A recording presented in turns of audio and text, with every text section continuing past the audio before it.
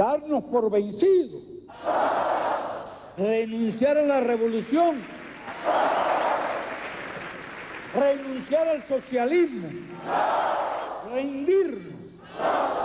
Fidel Castro ayaa dalka Cuba hoggaanka u hayay muddo nus qarni iyada oo xisbigiisa kaliya dalkaasi ka talinayay xilli shiiciyadu ay sii dhacaysay caalamka oo dhan ayaa calanka Castro ee casaanka waxa uu ka gabanayay Mareykanka oo ahaa cadowgiisa ugu weyn taageerayaashiisa ayaa ku ammaanay inuu ahaa askariga siyaasiga ah ee dalkaasi reer Cuba usoo gacan geliyay dhulkooda islamarkaana ka guulaystay mabda'a hanti wadaagga balse waxa uu wajahay eedeymo inuu caburinayay mucaaradkiisa islamarkaana dhiirigelinayay siyaasado curyaaminaya dhaqaalaha dalkaasi magacaygu waa Khalid Wacdi halkan waa xog xambaar media ku soo dhawaada muuqaalkeena maanta daawadayaal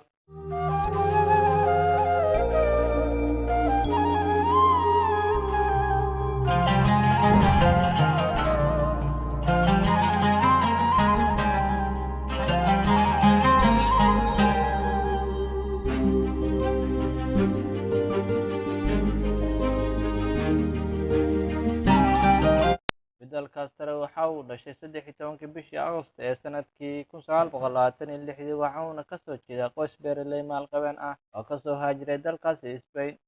Castro waxa uu waxbarashadiisa ka bilaabay iskuulada lagu dhigo madhabta Kaatooliga ee Masiixiga ah. Markii dambe waxa uu ku guuldareystay inuu waxbarashada heer ka gaaro, waxa uuna waqtigiisa dhangeliyay ciyaaraha, isaga oo jaamacadda Havana arday ka ah. 1940 waxa uu noqday nin u ololeeya arrimaha siyaasadda, waxa uuna noqday afgahan. Castro waxa uu siyaasadiisa ku bartilmaamay sidii madaxweynihii Cuba ee xilligaasi oo xukuumaddiisa wajahaysay eedeymo musuqmaasuq, dibadbaxyo rabshado wata ayaa dalka ka orday, waxa uuna Castro noqday bartilmaameedka booliska. Sanadkii 1952 ayaa Fulgencio Batista waxa uu weerar ku qaaday dowladda, waxa uuna afgambiyay madaxweyne Carlos Bilio.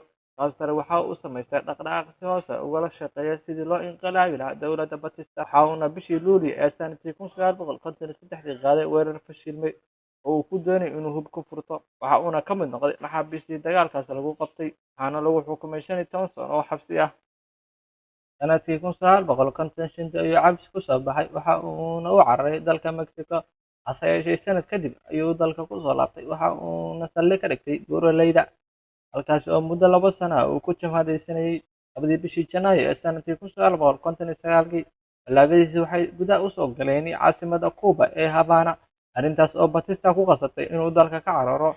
boqolaal ka tirsan taageerayaasha Batista ayaa la khaarijiyay kadib markii maxkamadda soo taagay. Dowladda uu Castro madaxweyne ka ahaa ayaa markiiba ballan qaaday inay dalka gacanta loo gelinayo dadkii lahaa islamarkaana ay difaacayso xuquuqda dadkeeda saboolka ahi.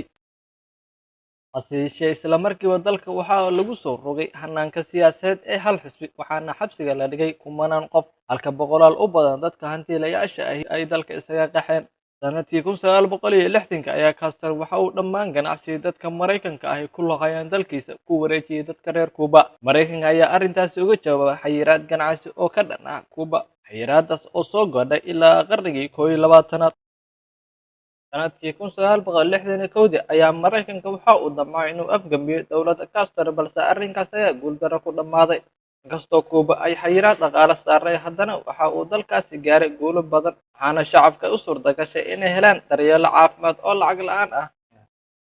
31 bishii Luulyo sanadkii 2006 ayuu Castro si ku meel gaar ah xukunka ugu wareejiyay walaalkii Raul kadib markii lagu sameeyay qalliin dhanka xidhnaha, waxaana si xumaaday caafimaadkiisa ilaa uu sanadkii 2008 rasmiyan xukunka ugu wareejiyay.